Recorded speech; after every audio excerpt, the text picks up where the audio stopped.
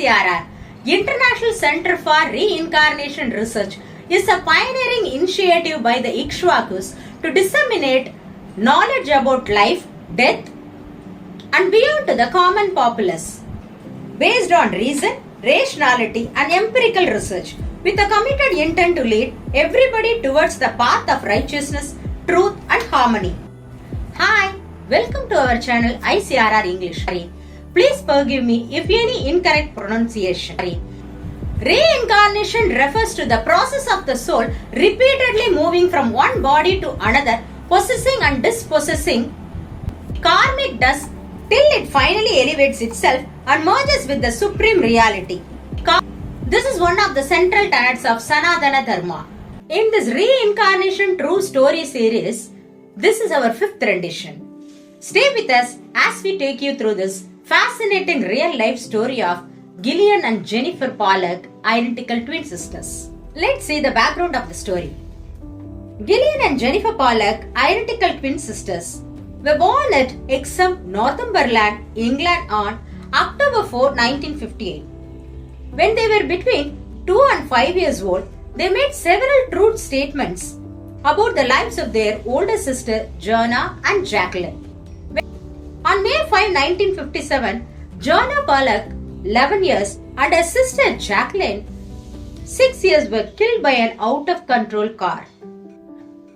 Key personalities about whom we will be extensively referring to are Dr. Ian Stevenson, renowned reincarnation researcher. Gillian and Jennifer Pollock, identical twin sisters, main subjects of this video, and who were Joanna and Jacqueline in their past life. Joanna and Jacqueline Pollock, elder sisters of Gillian and Jennifer Pollock. John Pollock, the father of Joanna, Jacqueline, Gillian, and Jennifer Pollock. Florence Pollock, the mother of Joanna, Jacqueline, Gillian, and Jennifer Pollock. Okay, let's go into the further details of this case. On May 5, 1957, an out-of-control automobile driver drove the car onto the pavement of a street in Hexham, where Joanna and Jacqueline were walking, and killed both of them instantly. Grief from this tragedy numbed their parents, John and Florence Pollock. John Pollock, however, was a strong believer in reincarnation, although his wife was not. And when Florence became pregnant early in 1958, he confidently asserted that the two deceased sisters were going to be reborn as twins.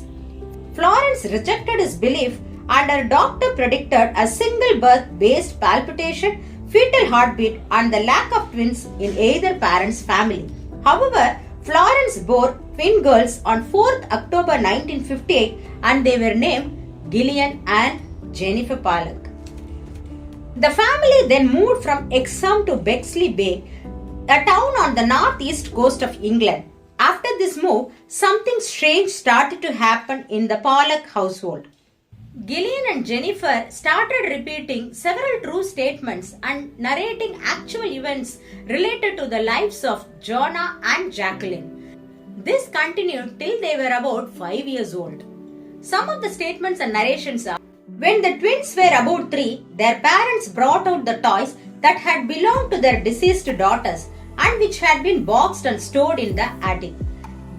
Gillian claimed the doll that had previously belonged to Joanna, and Jennifer claimed that one that had belonged to Jacqueline. Florence Pollock occasionally overheard Gillian and Jennifer discussing the details of the car accident which led to their deaths in their previous life. Once she came across Gillian cradling Jennifer's head, saying, "The blood's coming out of your eyes. That's where the car hit you." John Pollock recalled that when he identified the bodies, Jacqueline's head had been bandaged above the jaw. They enjoyed the same food items.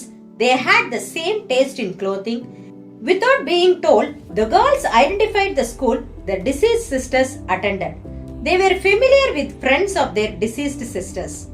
They sang the same songs. Jennifer had 2 birthmarks. One was round, dark mark on the left side of her waist, identical to a birthmark little Jacqueline had. The other was slightly depressed mark on her forehead over the right eye. One was identical to a scar Jacqueline got when she accidentally fell and hit her head on a bucket. Jennifer correctly was able to identify an old smock when John was wearing it. Smock is a loose overgarment worn to protect one's clothing when doing activities such as painting. John was shocked because the smock was put away after the terrible accident and he wore the smock that day to do some painting. Jennifer rightly identified that the smock belonged to her mother Florence. The Pollocks had moved away from Exham when the twins were about 9 months old. When they were about 4 years, the family visited Exham again for the first time.